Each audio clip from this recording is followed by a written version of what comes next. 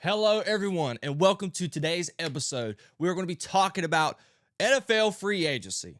It started Monday. Today is Friday, March the 13th, and we got a lot to talk about when it pertains to NFL free agency. Welcome to the show. My name is Jaydens. I am your host today, and I am excited to be with you all. Before we get forward in today's show, make sure you guys like, subscribe, check out my podcast, Jayden Bryce Show, on other platforms such as Spotify and Apple Podcasts. Today, bright show, big show, Maxx Crosby. Whole lot of drama. Last Friday, he was a Raven, and all of a sudden on Tuesday, he became a Raider again. We're going to talk about that, other free agent moves when it pertains to big names. Kyler Murray just got signed to the Vikings yesterday. We're going to talk some Dallas Cowboys as well. Tua Tagovailoa, the Rams. A lot to talk about and discuss in today's show. And without further ado, let's go ahead and get into it. The big name, and probably the biggest story in NFL free agency this week, was the shocking move of the Baltimore Ravens rescinding the trade of Maxx Crosby, who they traded for with 2 first-round picks in 2026 and 2027. Little backstory here, just pretty quick. I was at work when all of this went down, and I made a podcast last Friday about Maxx Crosby and him potentially becoming a trade target, and he ultimately was traded to the Ravens literally that night after I shot my podcast. So I really didn't get a chance to talk about him being picked up by the Ravens, and it was on my to-do list. Well, all of that got retracted Tuesday night when I got the news, when I got back in my car from working, that they rescinded the trade because of a failed physical. And there's a whole lot of storylines been going on when it regards to this situation. Was there buyer's remorse? Was this just them screwing over the Raiders? There's a whole lot of things that we can say and a whole lot of storylines to take. But here's my takeaway. There's no other way to put this than there was foul play in this trade. Now, the Ravens didn't break no rule, but the NFL follows a code. And that is the type of rule that the Ravens ultimately broke. You traded for Maxx Crosby on Friday. Normally, in a lot of NFL beat writers, they discuss that as soon as you trade for that player, you're putting him on a flight ASAP to go get that physical done in order to get this trade up and going, accept it, everything is good. Because they were saying that was the more likely better option to do with NFL free agency starting Monday. So just in case if this were to happen and you didn't like what you saw from the physical, you can be able to rescind that trade and be able to do whatever you needed to do for free agency. But obviously, this was foul play. Why do we say this? Because Trey Hendrickson is a main factor in this. Trey Hendrickson was arguably the biggest free agent edge rusher in free agency. Many people thought he was going to be gone by day one, me included, but he wasn't. The reports were coming out that he was asking between 30 to 40 million. And a guy like Jalen Phillips, who was also an edge rusher, he ended up getting 30 million from Carolina. And as soon as I saw that, I told myself, wow, Trey Hendrickson is going to ask for more than $30 million because he's the better player.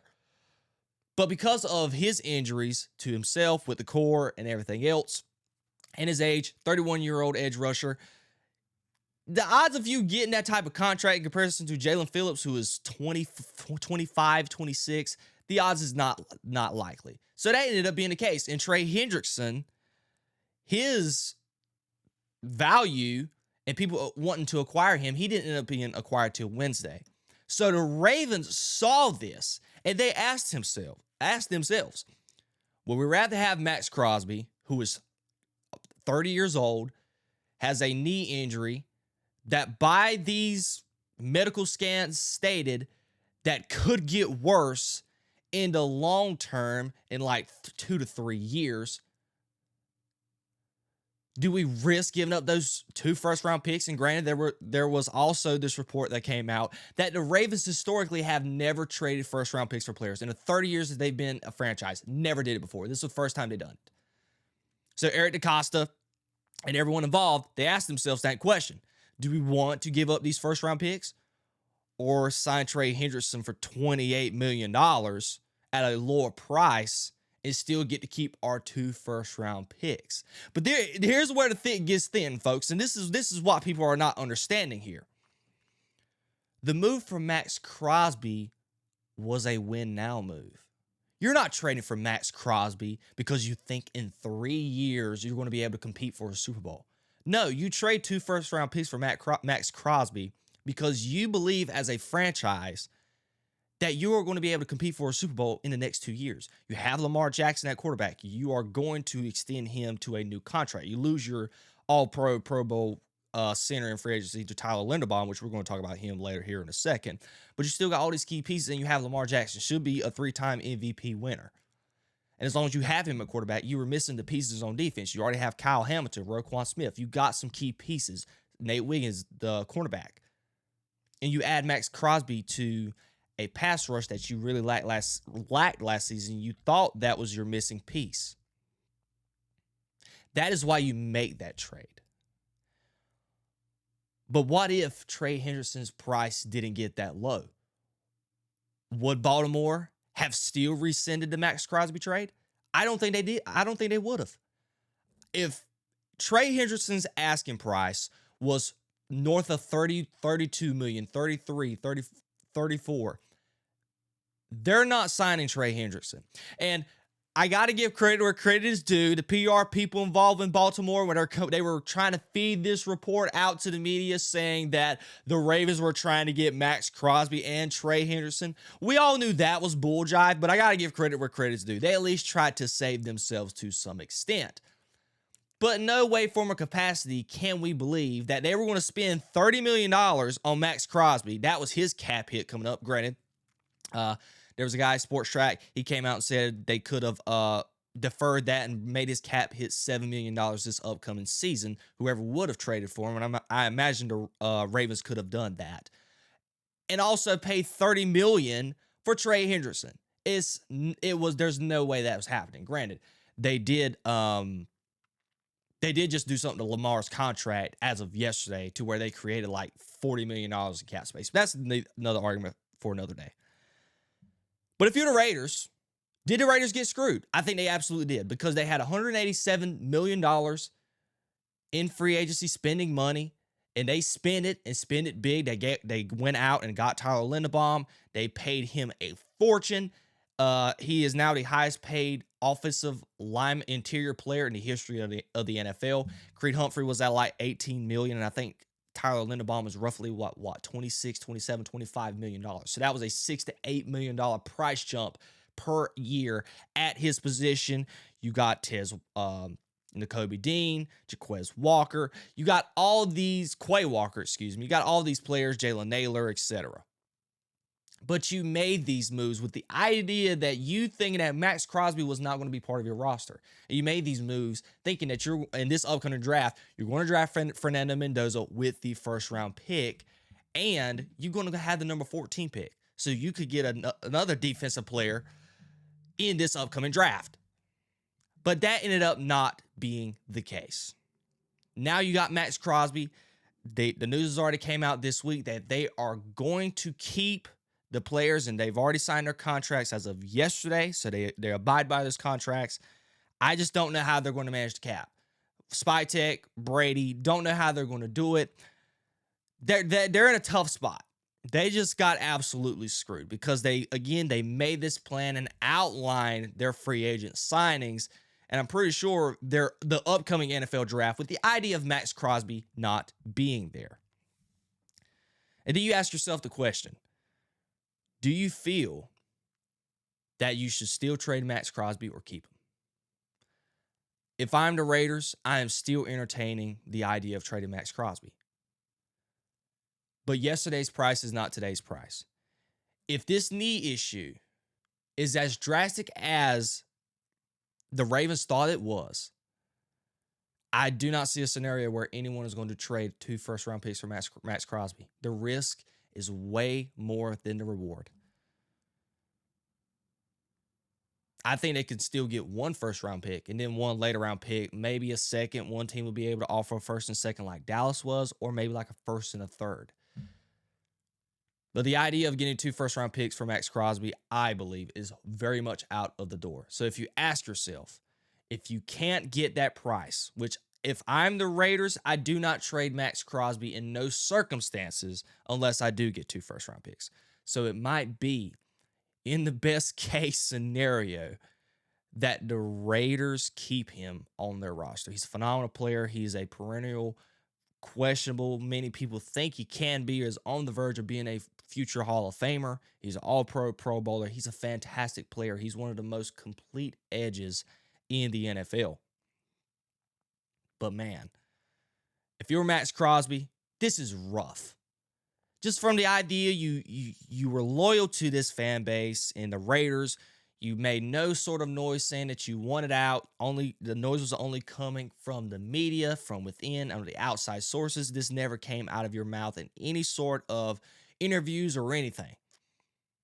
You come out and post this 12-minute statement on social media thanking the Raiders organization, thanking the fans, and you're posting on social media of you at the Ravens facility and everything else. And while you were there, I don't know if he was in the building or when he was at his hotel, one way or another, they just pretty much axe you, the Ravens do. It's got to be pretty gut feeling because you think you're going to join Lamar Jackson, you have a chance to compete for a Super Bowl, and you're going back to the Raiders. Now, granted, I know he posted on his social media saying, let's freaking go, put it in PG terms. But if you're Maxx Crosby, you know the Raiders are not winning for 2 years. Because the plan for the Raiders, they were planning for the future. You draft Mendoza. Who knows? You need wide receivers. Jeremiah Smith is going to be in next year's draft, so you're going to have another high draft pick next year. But man, this situation was one of the very, very, very muddy stories in free agency this weekend. And there's so much more to say, but I'm gonna cut it down and I'm gonna leave it short there. We're gonna move on, but I'm gonna be covering this story if anything else comes out in the near future. It is reported now, as of yesterday, from Adam Schefter that there are still teams calling in about trading for Maxx Crosby, and the Raiders are listening, so they're not shutting the door on the possibility of moving on from Maxx Crosby. NFL big free agent moves. They got a whole list of them. And we're going to start with the very first one. Kyler Murray. He was the big one yesterday. It is Friday. I kind of wanted to wait to do this podcast anyway, so I can go ahead and just get all the moves coming in as it came along. So we knew we had to wait on Wednesday for Kyler Murray to officially become a free agent so he could be a March post, whatever the date was, designation. And Malike Willis and Tua and all these other quarterbacks, Geno Smith, a lot of the quarterback positions was be getting filled. And the Vikings, outside of them and the Steelers, were the only two franchises at this point who didn't have their quarterback position filled. So when Kyler Murray officially became available, there were a whole lot of reports saying the Vikings were going to be the favorite to land Kyler Murray because, in comparison to the Steelers, the Vikings is a way better option. So as soon as they met yesterday, that Kyler met with the Vikings, he didn't leave the building without a contract. So Kyler Murray is officially a Minnesota Viking going into next season. Now, what do I ultimately think? A lot of people are trying to go and make this story out to be the next Sam Darnold. But I have a couple of problems with that thinking. Number one, the difference between Sam Darnold and Kyler Murray was the idea that Sam Darnold took a year off and went to the bench and learned under Kyle Shanahan. Before he ultimately went to Kevin O'Connell, fully seasoned, got that season under his belt, maybe multiple seasons. I can't quite remember how long he was in San Francisco as a backup under Brock Purdy and Kyle Shanahan and that farm system. And he was pretty much ready to be able to be the sort of player and win 14 games like he was able to do for Kevin O'Connell. And I say this to also say this. Can Kevin O'Connell actually redeem Kyler? Is he actually the quarterback whisperer that we made him out to be? Because this is a big move. I think this is a hot take, but I believe this to be true. I think this signing is going to make or break this franchise, meaning for the coaching staff. If this don't work out, somebody's getting fired. And I think Kevin O'Connell will more than likely possibly get the axe because we gave Kevin O'Connell a whole lot of credit for the success that he had with Sam Darnold. And we thinking that he was going to be able to double down on that with J.J. McCarthy. That ended up not being the case. I think that is more of a J.J. McCarthy problem rather than a Kevin O'Connell problem. But the difference between this situation with Kyler, Kevin O'Connell is going to have to groom Kyler himself. Kyler Murray is not coming from no Kyle Shanahan perfect coaching situation. Kyler Murray, pretty rocky career there in Arizona for the last 7-8 years he was there. Multiple head coaches. When he did have the head coach that he had for the 4 or 5 years he was there, he was not a good head coach. He came from Texas Tech. A lot of people said he didn't even deserve the job. And when he went to Washington and was the offense coordinator there, he had success, but he was more of an offensive coordinator rather than a head coach. And actually, this offseason, the Washington Commanders have already moved off from him in 2 seasons. So that lets you know the type of dysfunction that Kyler Murray has had to deal with in his stint in Arizona. So this player is broken. He's extremely talented. He was the number 1 overall pick for a reason. But as a player, from a confidence standpoint, he's just absolutely broken. He's short. He's athletically gifted. But in this day and in this era where you want him to drop back and be a pocket passer, that is just not Kyler's game. But that is Sam Darnold's game. And that's what Kyle Shanahan likes in his quarterback. So what Kyle Shanahan was able to do with Sam Darnold, that was carried over to Kevin O'Connell. I say that to say this. Kevin O'Connell pretty much got Kyle Shanahan's work gifted to him. Kevin O'Connell is going to have to build this bad boy out of the mud.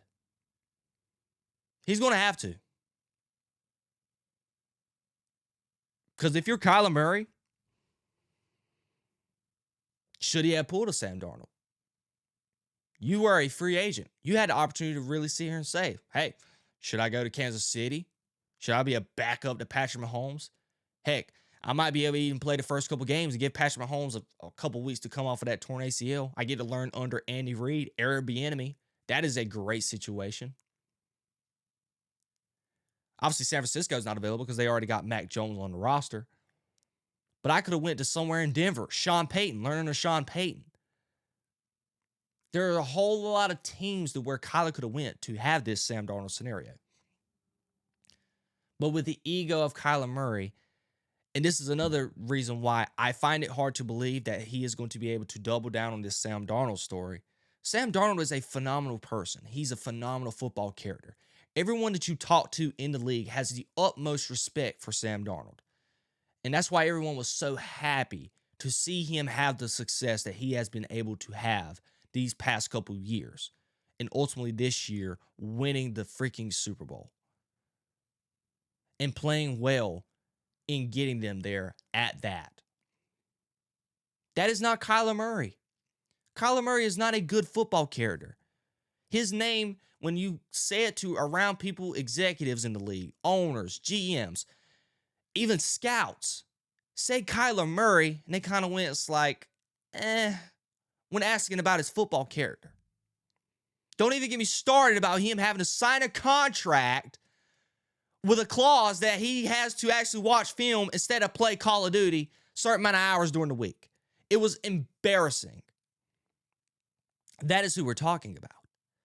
So that is the difference in why I don't think Kyler Murray would have ever even entertained the idea of being a backup. Ask Cam Newton. Cam Newton already knew that he couldn't be a backup just because of the personality. And that is Kyler's personality. I could not see Kyler Murray as a backup. I could only imagine the media interviews and the type of statements that he would make and comments that he would make regarding that idea. Dark days, dark days. But what is the ceiling for this team with Kyler Murray involved? Look, we knew this was one of the best defenses under Brian Flores just this past season. They were phenomenal all across the board defensively. Justin Jefferson, he is a future Hall of Fame player without a shadow of a doubt, multiple first-team All-Pros. He had his down year just because they did not have the quarterback situation. And you had a guy like Josh Naylor, who they lost to free agency, and you got Jordan Addison on the other side as a wide receiver too. Aaron Jones, decent O-line, not the best, but the pieces were there. And I think with good quarterback play, the Vikings should have won 11 games. Really should have. So when you put and plug Kyler Murray into this system, the expectation is to at least make the playoffs. And I think that's what their ceiling is. I in no way, form, or fashion believe that having Kyler Murray on your roster is going to definitely punch you into making the playoffs. Because of the Bears and the Packers in that division. And even the Lions, how good are they going to be this season? That's a lot of dirt. That division is going to be loaded again this season going into 2026. But the idea that this is a signing that is going to get the Vikings over the hump, Super Bowl caliber, Super Bowl contenders, I just don't see that. Because Kyler Murray has been a roller coaster, what we consider Josh Allen for the majority of his career. His play has been fluctuating up and down. And I don't think he's consistent enough to win multiple playoff games. I may be wrong. We said the same thing about Sam Darnold. Maybe Kevin O'Connell can fix him. But that question leaves a lot to be desired. And let's move on to another quarterback in Malike Willis. Malike Willis, for some reason, across the media, across the NFL, has been a big name in terms of the quarterback position in free agency. Don't ask me why. I don't know. I watched Malike Willis. I watched him when he was at Liberty. I remember when he was coming out in the draft, roughly, I think it was 2020, 2019. And just the idea, no disrespect to Malike Willis, but the idea of a quarterback from Liberty University being a first overall pick and coming into the league and taking it by storm, that was not very appealing to me in no way, form, or fashion. Okay. So he had a rough stint in Tennessee. That didn't go well. I think he was with somebody else before he actually ultimately went to the Packers and has been the backup for Jordan Love the last couple, either this year or a couple years. Don't quite know that to be true. But with his play this season when Jordan Love went out, he made a case and played pretty well and played himself into the role. And the idea for other NFL teams of saying, if we don't have a quarterback going into next season, why don't we bet on Malike Willis? Here was Malike Willis's numbers. This past season, he only threw 35 passes. He threw for 400 yards. He rushed 22 times for 123 yards, and he completed 87% of his passes. Now, that is just the numbers. Now, if you really dig deep into those numbers, a lot of those passes were screen passes, short passes. Wasn't a lot of pushing the ball down the field. And all that had to do with Matt LaFleur setting Malike Willis up for success. And when that game that he had to play, I think it was the week of Christmas, if I remember correctly, when Jordan Love was out. He actually played pretty phenomenal. Got to give him a lot of credit where credit's due. But let's not look. And we're going to talk about Tua. The Dolphins took up a historic $99 million cap hit to cut Tua Tagovailoa. And there's no quarterbacks in this upcoming draft available. And the Dolphins are not even drafting super high enough to even consider themselves drafting a Fernando Mendoza-type quarterback because he's the only even quarterback available. Even if it was a draft like last year and the year before that with Drake May and all them in it, the idea of them being able to draft a quarterback at 11 was not very likely. So I say that to say this. People hyping up Malike Willis, and I don't have his actual number, but no shade to Dan Orlovsky, but the Dan Orlovskys of the world and multiple other people were going out in the media and making people think that Malike Willis was going to sign for roughly $40 million. Granted, he got like $40 million guaranteed, but he was talking about $40 million annually. I think in the end, Malike Willis ended up getting around a $25 million range or $33 million. I can't quite remember the number from the top of my head. Should have wrote it down. But in the end, with the given circumstances of the Miami Dolphins right now, no disrespect to Malike Willis, he is a cheaper Tua Tagovailoa. He's still not the option for the future. He signed a 3-year deal. But with this roster, You got rid of Tyreek Hill. You released him. The offensive line is one of the worst in the league. And your best receiver is Jalen Waddle. I mean, you have Devon Achane. But the idea that the Dolphins are going to go out here and be a playoff caliber team in those 2 or 3 years that Malike Willis is going to be at the helm at the quarterback position, that is, to me, super unrealistic. They got rid of Minkah Fitzpatrick. Bradley Chubb is not there anymore. I don't know any type of free agent signings from the top of my head. The Jets so far has had a better free agency signing and trade acquisitions than the Miami Dolphins.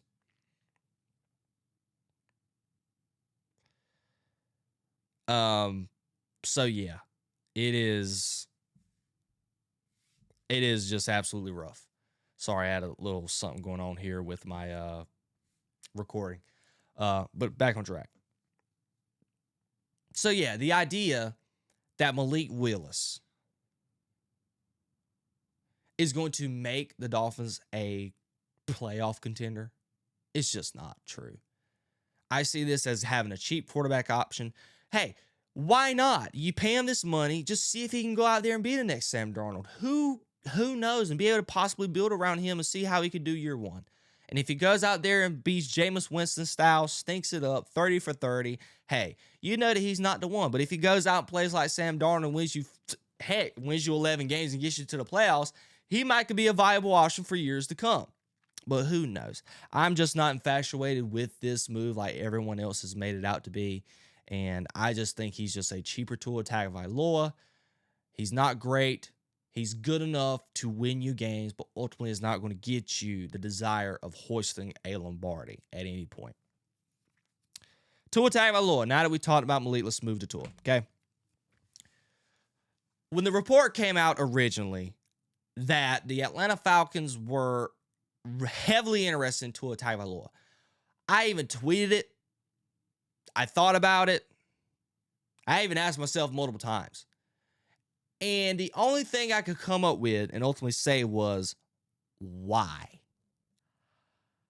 Why do you want to invest in an injury-prone left-handed quarterback when you already have one on your roster in Michael Penix Jr.?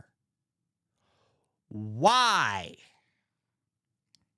The guy who you drafted for in the first round with the 8th overall pick 2 years ago, who took a team at Washington to the national championship. He played in college for 5 to 6 years, one or the two. He was at Indiana forever. Then he transferred and goes to Washington.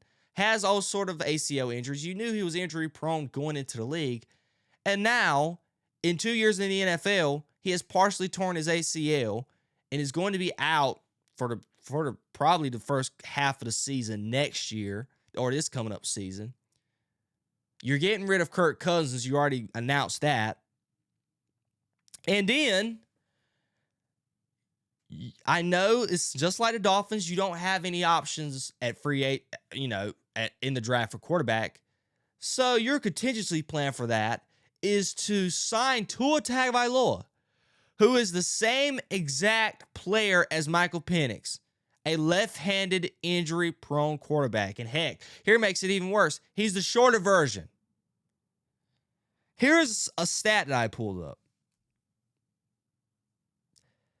The Atlanta Falcons just this past season had the 4th worst pass protection rate in the NFL. The 4th worst. What has been the problem with Tua Tagovailoa in Miami? Hasn't been protected. Been taking sacks. Had concussions. Questioned about even playing football. His career has been in jeopardy for the last 2 or 3 years. We gasp every time we see someone coming in the vicinity of Tua, getting ready to tackle him, because we don't know if that's going to be his demise. And I'm putting it lightly, the PG version. So you're the Atlanta Falcons. Hey, you don't even entertain the idea of getting Malike Willis, granted, because you probably knew he was probably going to cost a whole lot more money. But instead of doing that, you decide as an organization to say, hey, instead of getting Malike Willis or even trading for Geno Smith or anyone like that, even re-signing Kirk Cousins, How about we go get Tua Tagovailoa? I just don't understand it. It made absolutely zero sense to me. This is no shade of Tua Tagovailoa. I'm happy that someone is interested in him. I'm just questioning Matt Ryan. Everyone thought he was pressing the right buttons so far since he's the I don't know to the exact extent what his official title is. Director of football operations. I know he's not the GM. I don't know his title. Whatever his title is, everyone around the league involved in the NFL was pretty much happy with what they've been seeing from Matt Ryan to start off his stint as the position that he was currently taking up. And then he just goes after that and drops this bombshell on us with going with Tua Tagovailoa at the quarterback position. He made the comment and said he didn't want to commit to Michael Penix. But you can't say that and then want to commit to Tua Tagovailoa. That, my friends, makes absolutely and made absolutely zero sense to me. Carolina Panthers. Now, I wanted to talk about them. Look, there's other teams we're going to talk about when it pertains to free agency and the moves they made, when it pertains to the bigger teams like the Bills and all the playoff teams. I just wanted to make this talk about teams that I want to talk about for this first one. And I want to talk about the Carolina Panthers because they're the hometown squad. And they made some pretty big splashes. They got Jaelan Phillips at $30 million, who we did discuss earlier on in the season. Part of the Carolina Panthers, their problem was this year was the defense. Okay. Secondary was pretty good with J.C. Horn and Mike Jackson. Just had a lot to be desired at linebacker and at the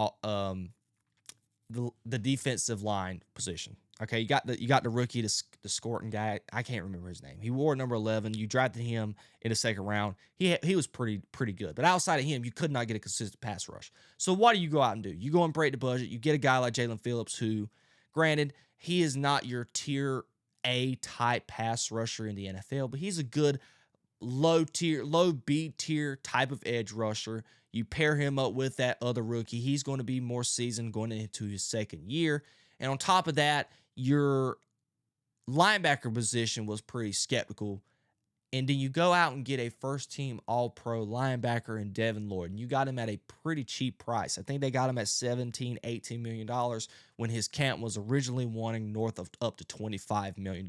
And so they got him at a bargain to me. So those are two big moves for Carolina. And I'm stoked. I'm happy for them. Coming off a season to where they made the playoffs for the first time since 2017. It's been 8-9 years since the last time Carolina was in the playoffs, and when they were in the playoffs, they gave the Rams a run for their money. So the sky is the limit for the Carolina Panthers in a division with the Buccaneers, who lost Mike Evans, which we'll talk about him in another show. You lose a guy like Mike Evans. We know the Saints have their problems. They're young and on the rise too. And Atlanta, they're going to have Tua Tagovailoa and Michael Penix at quarterback next year. So the odds of them being able to make a run next year and get into the playoffs again and maybe even winning a playoff game, that idea is going to be very high in the future. So I'm happy for them. I thought that was a good move. Was it a little too rich for my taste for Jaelan Phillips? More than likely. But I got to give credit to where credit is due. The Panthers definitely last season seemed to be pushing the right buttons. They picked up their fifth-year option for Bryce Young. The head coach, Dave Canales, he's done a pretty good job. Got to give him credit, too, with what he's done with Bryce Young first 2 years, and hopefully maybe even in year 3. He can correct on the mistakes that he made in year 2 and be able to double down on that. You were able to hit a home run with Tate McMillan at the wide receiver position at your first-round draft pick. He's an absolute home run. And you're going to be able to build upon that in the drafts as well. So I'm very excited to see what the Carolina Panthers are going to be doing this upcoming year. They're going to be a team who I'm going to watch. And I say that because I am from North Carolina, and I want to see them succeed. All right, last two teams we're going to talk about. We're going to talk about the Rams and what they did in free agency. Then of course, we're going to talk about my Cowboys, okay? Rams. Didn't talk about it in last week's show because I really didn't care for it at the time. Whatever. But I want to talk about it just in the case of free agency and the idea of the Rams being all in. So, to summarize in free agency, we knew that the Rams' big deficiency in the playoffs, in the playoffs and all season, was their defensive back position. And what did they do? Les Snead, that whole organization, GM, they put their money where their mouth is, and they go out and trade for Trent McDuffie for a whole lot of draft capital. If I remember from the top of my head, I know I saw it, but I didn't feel like writing it down because it was too much. It was like a first, third, fifth, seventh. It was like the whole 9 yards. Multiple picks. And you do that, and you also extend him and make him the highest paid cornerback in the history of the NFL with $100 million guaranteed with a $31 million annual contract. Wowzer. So that was a big, hefty contract, and that was a lot of compensation for that player. That was an all-in move if you are the Los Angeles Rams. And they doubled down on that by going to get his other tag team partner, and I am talking about Trent McDuffie here. You went and got Jalen Watson. They gave him $34 million guaranteed with a $17 million annual contract per year. So altogether, it just guarantees they invested $140 million in 2 cornerbacks.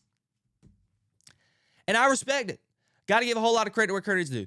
The Rams understand that their window is about to close. Granted, under Sean McVay, I have the utmost confidence to say that they are always going to be in the mix for competing for Super Bowls. Just because I think he's a phenomenal head coach. I love their GM, Les Snead. He does a phenomenal job drafting and going out and signing and trading for players. He's Mr. Bump them picks for a reason, and respectively so. Actually, now that we're talking about this, I just read a story before I went live that they have called about A.J. Brown as of last week, and they're still entertaining calls and trying to pick up the phone with ultimately trying to trade for him. So you got to respect the Rams. Like, they understand where they're at. Matthew Stafford, he's probably more than likely got 1 or 2 more years in him. This upcoming season and maybe 1 year after that. He was contemplating retirement this season. That was one of the big storylines after they lost. And then when he had said his MVP award, he goes up and said, we're going to be back next year ready to play some football. Okay. So that took all the worry out in the air. Everyone was excited. But this was a big move. And this was a Super Bowl or bust move. Because you're paying these 2 cornerbacks this type of money. Jared Verse, Byron Young, all those players are going to be up for contracts in the next couple of years.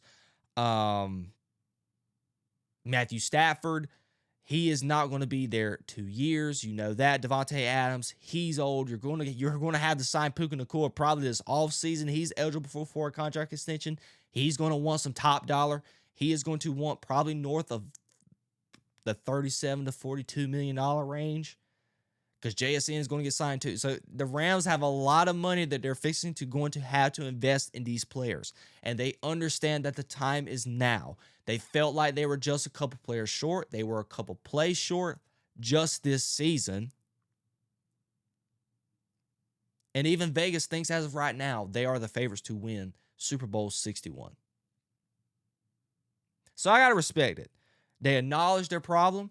They know the urgency. They understand it. And they're going out spending this money, and they're going big or going home. They did that a couple years ago with Jalen Ramsey when they traded for him for multiple first-round picks, and people wanted to pick on him about that.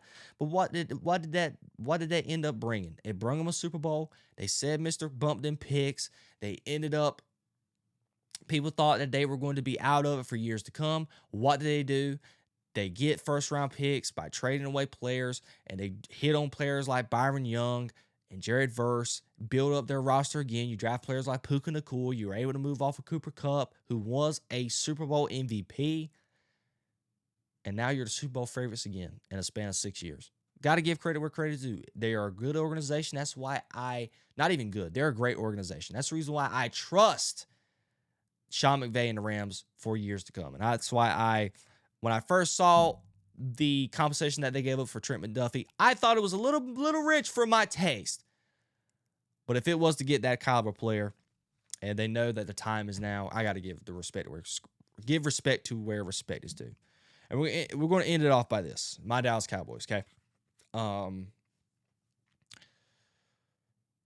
This free agency, it was a little exciting. We thought that we had this cap space. You had the 2 first-round picks this upcoming season. You restructured Dak's contract, Tyler Smith, CeeDee Lamb, and you restructured into where you get $18 million worth of cap space. And you really felt like with the free agents available, with Nakobe Dean, Devin Lloyd, edge rushers, Trey Hendrickson, Ricky Scoops, the great Ricky Scoops. He came out Monday morning and posted a tweet of Trey Hendrickson in the Dallas Cowboys jersey. And we know that he's been pretty much able to hit on most of his predictions that he makes. So there was a lot of excitement leading up to free agency for me. And after day one, and not even before free agency even started at 12 o'clock on Monday, Dallas had made a trade for Rashawn Gary for a 4th-round pick. And then I got a little excited. I was like, okay, this kind of feels like it's it. And Dallas has got all this cap space, so the time is now. And I have to say, it's just been completely the opposite. Jerry Jones made a comment saying he was going to break the bank. That still ended up not being the case. But we're going to go over what's happened so far in free agency for the Dallas Cowboys, and I'm just going to give my thoughts on that. 2 trades that roughly happened 2 days ago on Wednesday. They traded Osa Odigizua away for a 3rd-round pick. I tweeted it out on Twitter, and I argued it. I thought they could have gotten more compensation for Osa Odigizua. This has been my problem with the Dallas Cowboys for a while. Okay, they are terrible at trading away players and getting good compensation. I even argue when they traded away Micah Parsons, 2 first-round picks and 1 player, and the player was worth a 3rd-round pick. I thought you could have got more from Micah Parsons. I think they should have even got Quay Walker from Green Bay at that time in that trade and had him on the roster this year so you can extend him. Like, the Cowboys are terrible, and we can go all the way back just a couple years ago. I think it was, 2022? When they traded away Amari Cooper to the Browns for like a 5th-round pick and a 3rd-round pick. And I was sitting here like, what? We're talking about Amari Cooper who had high production. He was a 1,000-yard receiver for Dallas. Teams would have been begging you for a 2nd-round pick, like, please give me Amari Cooper. But the type of conversation I remember, I was so livid about that. So livid. And I say this and harp back on just Osa Odigizua. I really think that Osa was worth that 3rd-round pick and maybe even a late day 3 pick. That is just me. And you trading him away to the ops and the 49ers. Like, make him pay. Tax him a little bit. Shout out to Foch Lombardi. Covers the Dallas Cowboys. He said that. Quoted him from that. They traded away Solomon Thomas. It was like a 7th-round pick swap, whatever. Who cares? They re-signed Sam Williams for $3 million. Pretty cheap. Again, who cares? They saying he's going to be an edge rusher under this new scheme. I do not see it. Sam Williams is definitely more of a 4-3 guy. He is a big edge player. He does not move well, and he's not the type of player where he's able to rush the passer and stop the run. So, and he's a little on the tall side. So I don't see a scenario where he is going to be a very, very agile outside linebacker in this scheme for the this 3-4 scheme that Chris Parker is going to try and run. And the new acquisitions, this is probably where I want to talk about here. They got Rashawn Gary in a trade. They signed safety Jalen Thompson for $13 million. It is the most money that the Cowboys have spent in free agency in a player since Brandon Carr. That was an eternity ago. You got PJ Locke, safety. He was not a starter. He was more like a special teams player, backup safety. And this was a pick that happened roughly this morning at like 1 or 2 o'clock in the morning when we were all in the beds. Kobe Durant. Loved this signing. I didn't even know he was even a free agent. They signed him. He was one of the cornerbacks for the Rams, even though we just got done trashing their secondary, but he was one of the bright spots. I remember talking about after a game. I think it was a game where they had scored 40 points. Was it against Seattle? I think it was against Seattle at home, the first time that they played Seattle during the season. And Kobe Durant had like 2 interceptions. He had a pick 6 that game. I was like, dude, this Kobe Durant kid, he's feisty. He's a good player. So they pick him up for free agency. So that right there is by far my favorite acquisition for the Dallas Cowboys so far in free agency. And they've been picking up these 1st-round picks. They got these compensatory picks. I think they got like 4 7th-round picks. So a lot of people are questioning, like the James Slaters and all the beat reporters for the Dallas Cowboys. They are all throwing around the question, asking, what are the Dallas Cowboys up to? Like, why are they acquiring all these picks, re-signing, trading away Osa, moving the money for Kenny Clark and all these other players? But look at totality. Before this Kobe Durant pickup, before Kobe Durant, this is before, and when I originally wrote the pod, wrote up my notes, I was a little underwhelmed. I was frustrated. I didn't understand, and I got to give him respect. Respect's due, and give him credit. Okay. There were reports that James Slater, they made a heavy push for Nakobe Dean. They pretty much offered the same offer as the Raiders. Nakobe Dean just elected to go to the Raiders in favor for the Dallas Cowboys. It was reported that he was 50-50 on it. So really, Dallas put their money where their mouth is on that. I think if they felt like Nakobe Dean was questioning their decision, I think they should have thrown an extra $2 million maybe to put them over the edge when it pertains to the Raiders. They were in the mix for Quay Walker. They were trying to trade for Maxx Crosby. They gave up a package. It's already confirmed now after trading away Osa. They gave up a package where it was a first or second Osa Odigizua. They were in the running for Trey Hendrickson for a bit, but his price got a little too high for my taste. But I was just disappointed in the fact that they just didn't get into some of them linebacker contracts. With Quay Walker and Nakobe Dean signing for less than $14 million. Devin Lloyd, big name. He only signed for 17. There's a couple edge rushers. Adafe Owe, Boy Mafa. Like, there's a couple of names out there that signed for really not a steep price that many were expecting. And I'm sitting here asking myself, as the Cowboys, you say you want to break the bank, but you just didn't want to do it. I would be more comfortable today if this list was who they have, adding Kobe Durant and having like a player like a Devin Lloyd or a Boy Mafa, like an extra edge to go on with what they got for Rashad Gary. I would be pretty satisfied with what Dallas has done, given that you have 2 first-round picks. But man, the way things are really setting up right now, they were throwing around the idea of trading for Patrick Queen from the Steelers. That cooled down just a little bit. It is pretty much setting up like they're banking on Sonny Styles to be a 12. I tweeted it. That is still the case for me. I think Dallas is really, really betting their house money that Sonny Styles is going to be there at 12. And if not, they are going to find themselves in deep trouble. Now, a lot of people are speculating that they're going to try and trade their way up higher into the top 10 to try and get a good player like a Caleb Downs or even a Sonny Styles. I don't quite know. Dallas may be cooking. But after the Kobe Durant trade, I have to probably give them a C+, B- overall as a grade so far in free agency. Don't love it. Don't hate it. It's just pretty underwhelming altogether. And that's why it's like I feel like a C+ or a B- is a good middle ground. I don't think it's worthy of an F or D or C-, but I don't think it's worthy of definitely an A or a B+ or just a B. I think a B- or a C+ is a good medium point. For the grade I would give the Dallas Cowboys so far in their free agency. We'll go in detail later as the free agency begins to unfold over the next couple weeks, what kind of trades could happen, etc. And I'll definitely be live over the next couple days about any more stories. I want to talk more. I didn't even get to talk about Mike Evans getting signed to the 49ers. There's a whole lot more moves we're going to talk about, but we'll save that for another show. We're already 50 minutes deep. Whole lot longer than I wanted to be, so we're going to go ahead and end it there. Thank you all for listening. I hope you enjoyed my reaction to the biggest stories that I thought were coming out of free agency so far in the first week of free agency. I hope you all have a good weekend, and that's all I have. Make sure you guys subscribe, like, share the podcast to a friend or family member, and I'll check you guys on the next one. We're going to talk about more free agency and might talk some March Madness as well. I love you all. Peace, love, and positivity.